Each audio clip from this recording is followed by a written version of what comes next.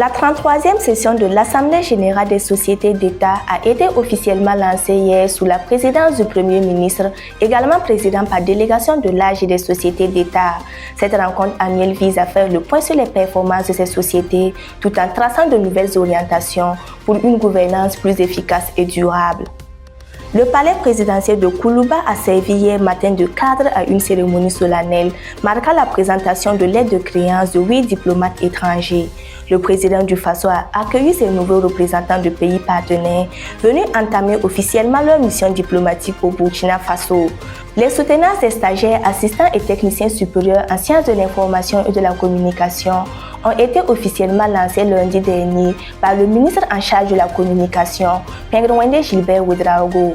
Après 21 mois de formation, 64 stagiaires dans les filières journalisme, communication et techniciens supérieurs de l'ISTIC ont défendu les résultats de leurs recherches, marquant la fin de leur formation et de leur passage dans le monde professionnel. Le développement de ces titres, c'est tout de suite dans ce grand récap. Madame, Monsieur, bonsoir et bienvenue. Comme annoncé en titre, les travaux de la 33e session de l'Assemblée générale des sociétés d'État ont été officiellement lancés hier sous la présidence du Premier ministre et président par délégation de l'AGSE. Cette rencontre annuelle offre l'occasion aux parties prenantes d'examiner les performances réalisées par les sociétés d'État au cours de l'année 2024. Elle permet également de dégager des perspectives pour renforcer l'efficacité et la gouvernance de ces entreprises dans les années à venir. La cérémonie d'ouverture s'est déroulée en présence effective du ministre de l'Industrie, du Commerce et de l'Artisanat, Innocent Ilboudou. Je déclare ouverte au nom du camarade capitaine Ibrahim Traoré, président du FASO, chef de l'État, président de l'Assemblée générale des sociétés d'État, la 33e session de l'Assemblée générale des sociétés d'État. C'est parti pour la 33e session de l'Assemblée générale des sociétés d'État. Cette rencontre annuelle est consacrée à l'examen des états financiers et les rapports de gestion de 21 sociétés d'État ainsi que 3 établissements publics de prévoyance sociale. J'ai noté également avec satisfaction les nombreuses actions citoyennes menées en 2024 par nos sociétés d'État et établissements publics de prévoyance sociale et je vous exhorte à demeurer des entreprises citoyennes au service du peuple et des instruments efficaces de politique publique en soutien à l'action gouvernementale dans le processus de refondation de l'État pour une économie souveraine et épanouie. En effet, les 21 sociétés d'État ont réalisé un chiffre d'affaires cumulé de 3 090,30 milliards de francs CFA en 2024 contre 1910,743 milliards de francs CFA en 2023, soit une hausse de 61,72%. Aussi, la contribution directe des sociétés d'État au budget de l'État est de 595,314 milliards de francs CFA en 2024 contre 589,043 milliards de francs CFA en 2023, soit une hausse de 6,272 milliards de francs CFA. Une performance à la hauteur des attentes que les autorités apprécient et encouragent à sa juste valeur. Le ministre en charge du commerce, Serge Pouda, a également jugé ces résultats très satisfaisants, soulignant les efforts fournis par les équipes de direction et les personnels. Le Burkina Faso a célébré le 21 juin dernier la 7e édition de la Journée nationale de l'arbre. À l'occasion, le ministère de la Défense et des anciens combattants a participé à l'opération baptisée Heure patriotique pour reverdir le Faso en mettant 600 plantes en terre. Il s'agit d'un défi national consistant à planter 5 millions d'arbres en 1 heure sur l'ensemble du territoire. Les détails avec Cécile Sawadogo. Ce sont 600 arbres médicinaux et fruitiers qui sont plantés par le ministère en charge de la Défense. Un geste symbolique, mais surtout concret pour l'environnement. Le département contribue ainsi à cette vaste opération de lutte contre la désertification et fait la promotion de la restauration de l'écosystème et d'adaptation au changement climatique. Nous sommes là pour répondre au mot d'ordre du gouvernement qui est donc commence avec la première opération dénommée l'heure patriotique pour reverdir le Faso. Donc dans ce cadre, avec le ministère de l'Environnement, nous avons convenu coupler cette opération avec notre reboisement traditionnel, ce qui explique que nous soyons au niveau de notre bosquet. Et ce matin, nous plantons environ 600 arbres, dont 500 au niveau du ministère, dans l'ancien ministère de la Défense et de la Sécurité, et 100 au Centre culturel des armées. Cette initiative est rendue possible grâce à l'appui des donateurs qui ont fourni près de 2/3 des plants. Le ministère assure quant à la mise en place d'un dispositif efficace pour assurer l'entretien et le suivi des jeunes arbres. Comme vous le constatez, nous avons déjà un bosquet, et nous avons une équipe d'entretien avec un réseau d'irrigation. Ouais, donc, il n'y aura pas de souci pour l'entretien. Et vous pouvez constater tout autour de vous que les arbres qu'on a plantés depuis là sont là et se portent très bien. Selon le représentant du ministre en charge de la Défense, cette initiative témoigne de l'engagement du département dans toutes les actions contribuant au bien-être des populations. Une initiative verte qui rappelle également que sécuriser le territoire, c'est aussi le rendre fertile et durable. Le palais présidentiel de Koulouba a déroulé ce matin le tapis rouge et les honneurs militaires à l'occasion de la cérémonie de présentation de l'aide de créance de 8 nouveaux ambassadeurs accrédités auprès du Burkina Faso. Le président du Faso a reçu ses diplomates représentants des pays amis venus officialiser le début de leur mission sur le sol burkinabé. Plus de détails avec Innocent Ilboudo. Ici au palais de Koulouba, le président du Faso reçoit ses nouveaux ambassadeurs représentant leurs pays respectifs. Au nombre de 8, ils sont venus présenter leur lettre de créance au chef de l'État burkinabé, le capitaine Ibrahim Traoré. Cette cérémonie protocolaire consacrée à l'engagement mutuel a renforcé les liens de coopération bilatérale. Les ambassadeurs extraordinaires et plénipotentiaires reçus sont Prakas Mena de la République de l'Inde, diplomate de carrière, il est titulaire d'une licence en lettres. Il a occupé de hautes fonctions aussi bien dans son pays qu'à l'extérieur. Le diplomate indien a servi dans les ambassades et consulats de son pays en Copenhague, à Pretoria, à Bakou, à Dakar et à Chicago. Il a pour résidence Ouagadougou. Madame Feriba Dougou Okashi Eriken de la République turque, titulaire d'un diplôme d'études supérieures de la faculté des sciences économiques et administration de l'université de Gazi, elle a débuté sa carrière professionnelle dans les années 2000 et a occupé de hautes fonctions dans l'administration publique de son pays ainsi qu'à l'extérieur du pays. Elle a pour résidence Ouagadougou. Enit Pérez Retureta de la République de Cuba, titulaire d'une licence en communication sociale de l'Université de la Havane, elle a occupé de hautes fonctions au ministère des Relations extérieures de son pays et dans les missions diplomatiques. Elle a pour résidence Ouagadougou. Fabrice Bousougou de la République gabonaise, diplomate de carrière, a occupé de hautes fonctions de l'administration centrale et de la représentation diplomatique de son pays. Il a pour résidence Abidjan en Côte d'Ivoire. Moïse Mbachama de la République de Guinée équatoriale, diplomate de carrière, il a occupé de hautes fonctions aussi bien dans son pays qu'à l'étranger. Nchama a pour résidence Abidjan en Côte d'Ivoire. Mohamed Hassan Kaïsamba de la République de Sierra Leone, titulaire d'une licence en sciences de l'administration des affaires, option management, il a occupé le poste d'ambassadeur de son pays à Ankara. Il a pour résidence Accra au Ghana. Laure Huberti, représentante du Grand-Duché de Luxembourg, diplomate de carrière, elle a occupé de hautes fonctions dans l'administration de son pays, dans les missions diplomatiques de Luxembourg à l'étranger, au sein de l'Union européenne à Bruxelles.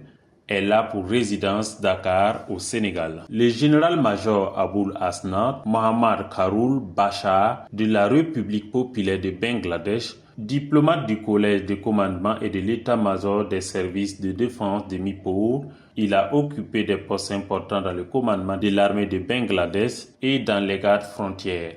Il a pour résidence Tripoli en Libye. Ces accréditations symbolisent la vitalité de la diplomatie burkinabé et la convergence d'intérêts entre le Burkina Faso et ses partenaires dans un esprit de solidarité, de coopération et de développement partagé.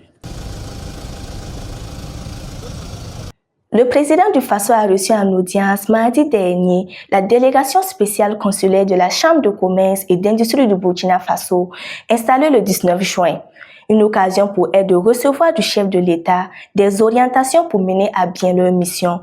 Le commentaire de Gloria Balo.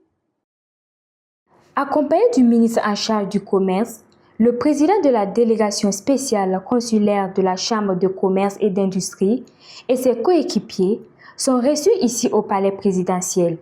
Une occasion pour l'équipe de se présenter au chef de l'État, mais aussi de recueillir ses orientations pour conduire à bien sa mission.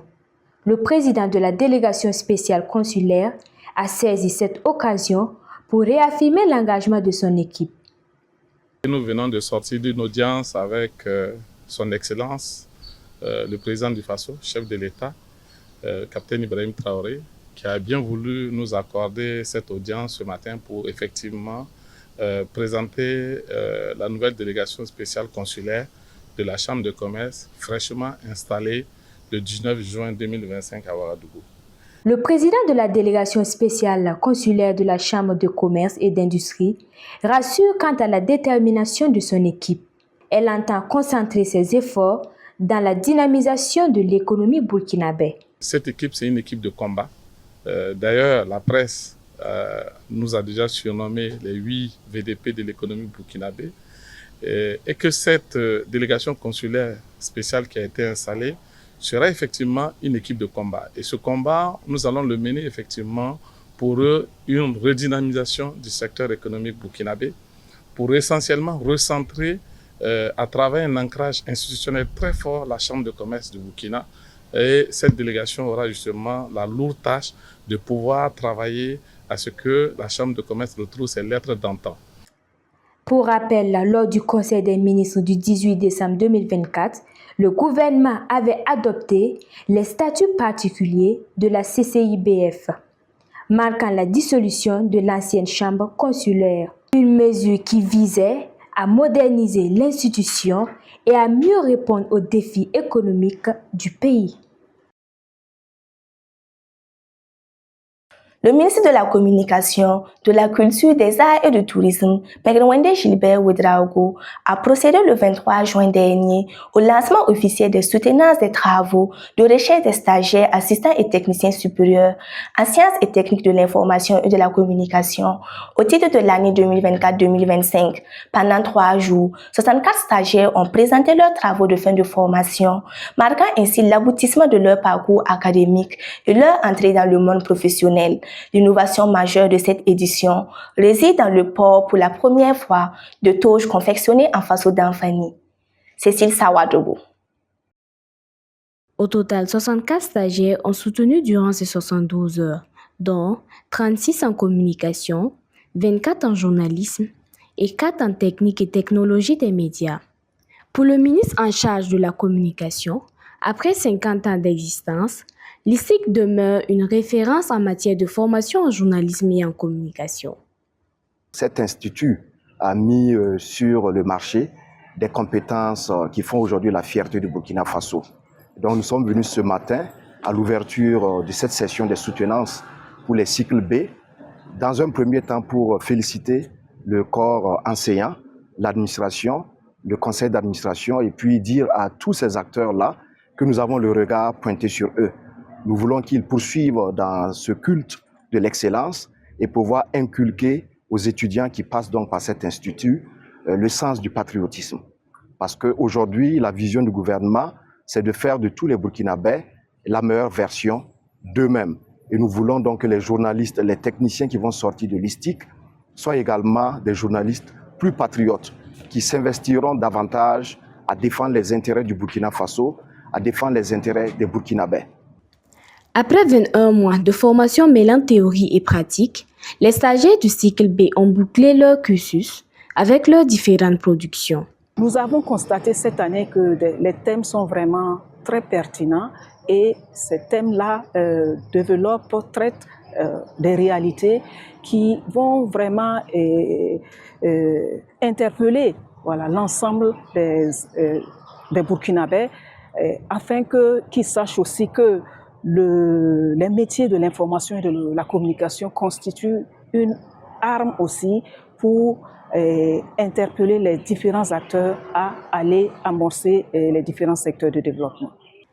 Le ministre a salué les efforts des impétrants, les encourageant à poursuivre leur quête d'excellence.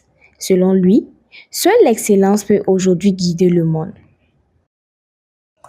Les candidats au baccalauréat 2025 ont entamé les épreuves écrites le 24 juin dernier sur l'ensemble du territoire.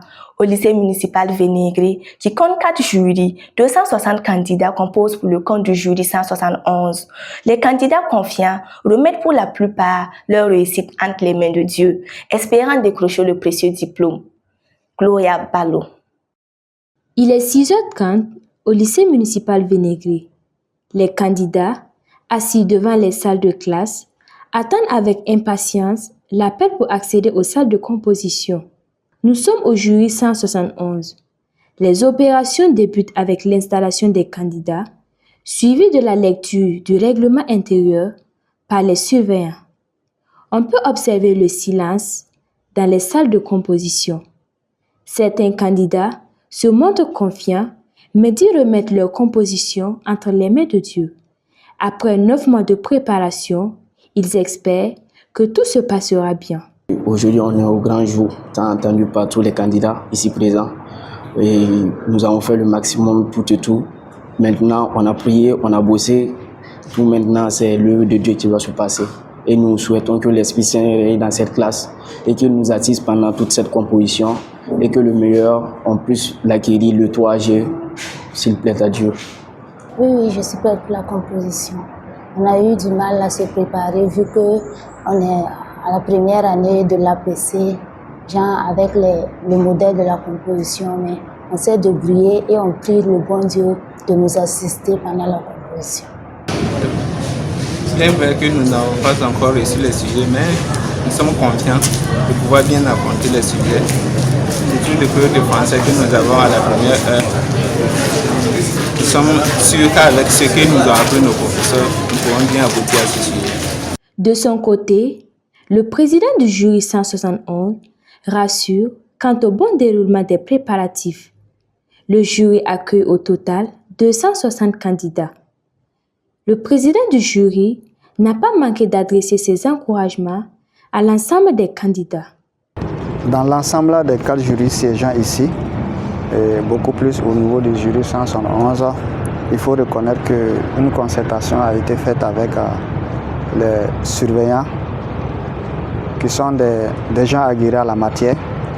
Voilà, donc cette concertation s'est bien déroulée hier dans l'après-midi et tout a été mis en place pour que les épreuves se déroulent normalement, dans l'équité et dans l'égalité. Les candidats, on ne peut que leur souhaiter bonne chance.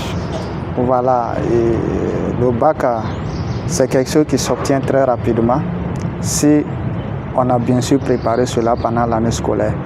Donc bonne chance à eux et qu'au soir des résultats et qu'on puisse enregistrer assez de candidats admis en cette session. Comme à l'accoutumée, la composition a débuté avec l'épreuve de français. Le lycée municipal Vénégré réunit au total 4 jurys. Rendez-vous est pris pour le 3 juillet prochain, date de proclamation des résultats. La finale de la Coupe de l'Union et de la Paix, organisée par le président de la délégation spéciale de la commune de Koubri, s'est déroulée samedi dernier dans une ambiance festive et fraternelle. Le public venu nombreux de Koubri et des localités voisines a assisté à une rencontre mémorable entre les équipes de Koubri 2 et de Gauguin. Le temps réglementaire s'est soldé sur un score nul, d'un but partout. Il a donc fallu recourir aux fatidiques épreuves de tir au but pour départager les deux équipes. À ce jeu de nerfs, c'est Koubri 2 qui a su garder son sang-froid pour remporter au finish le trophée tant convoité. Les détails avec Innocent Ilboudo. Sur ce terrain du secteur 3 de Koubri, un public enthousiaste a assisté à la finale de la première édition de la Coupe du PDS de Koubri. Dès la première mi-temps, les deux équipes se livrent une bataille acharnée. Grâce à son pragmatisme et une belle maîtrise collective, Koubri 2 parvient à ouvrir le score. Malgré plusieurs tentatives, l'équipe de Gauguin ne parvient pas à égaliser avant la pause. Le score reste 1-0 en faveur de l'équipe de Koubri 2. Au retour, l'équipe de Gauguin réagit et égalise. Elle relance complètement la rencontre. Les deux équipes redoublent d'efforts, mais aucune ne parvient à prendre l'avantage durant le temps réglementaire. La séance des tirs au but devient alors décisive. Plus lucide et réaliste, Koubri 2 s'impose et remporte la finale très disputée. Sincèrement, je suis content, très content. Et d'abord pour dire merci aussi au PDS de penser à nous, les jeunes. Déjà, ça unit beaucoup les jeunes et puis ça renforce aussi la cohésion aussi dans la commune. Donc d'abord, c'est déjà une victoire pour d'avoir déposé la compétition et sortir victorieux aussi. Je suis très fier. Très fier aussi de mes gars, très fier du staff, de l'équipe et je suis très content. Les mots me manquent très difficile. Comme chacun aussi est venu aussi pour gagner. Donc on a beau lutter, chacun s'est donné à fond et on a atteint notre objectif ce soir et notre récompense. Les organisateurs très satisfaits de cette première édition ont exprimé leur engagement à poursuivre et à développer l'événement les années à venir. Tout simplement une coupe pour appeler les populations, et particulièrement la jeunesse de Koubri, à l'union sacrée, à l'unité, pour regarder tout droit devant nous, pour porter haut le flambeau de notre pays. Il faut dire que c'est une satisfaction parce que tout s'est déroulé sans incident et nous avons senti l'engouement que cet événement sportif a suscité au sein de la communauté. C'est l'objectif recherché. Ça a permis à toutes les populations de se retrouver, de communier et aussi de réfléchir sur comment chacun peut apporter sa pierre à la construction de notre nation. L'équipe de Koubri 2, vainqueur de cette première édition, repart avec le trophée avec une enveloppe de 500 000 francs CFA et un jeu de maillot. Finaliste malheureux, l'équipe de Gauguin reçoit une somme de 300 000 francs CFA et un jeu de maillot.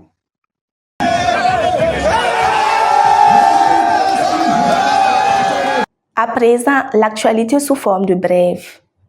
22 nouveaux pilotes pour renforcer les rangs de l'armée de l'air. Formés à l'Académie Georges Namouanou, la deuxième promotion des élèves officiers pilotes a effectué aujourd'hui sa sortie à la base aérienne 511 de Ouagadougou. Composée de 22 stagiaires dont 2 femmes, ces stagiaires de l'air sont désormais prêts à renforcer le dispositif de l'armée de l'air dans un contexte de lutte contre le terrorisme.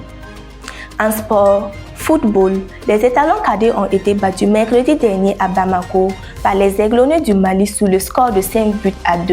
C'était à l'occasion des Jeux de l'AES. C'est la deuxième défaite des U17 du Burkina après celle enregistrée contre le meneur U17 du Niger. Les étalons cadets sont donc éliminés de la compétition et la finale opposera le Mali au Niger. Rappelons que les premiers Jeux de l'AES qui se déroulent à Bamako ont débuté le 21 juin dernier et prendront fin le 28 juin prochain. Après plusieurs jours d'attaques et de représailles, c'est la trêve dans le conflit qui oppose l'Iran et Israël. À la veille du 6e cycle de négociations entre l'Iran et les États-Unis sur le programme nucléaire iranien, un fragile cessez-le-feu est entré en vigueur le 24 juin dernier. Ce cessez-le-feu intervient après l'annonce d'une trêve par Donald Trump quelques heures plus tôt. Et voilà qui referme ce journal. Madame, Monsieur, merci de nous avoir suivis. Restez connectés sur Fadima Web TV.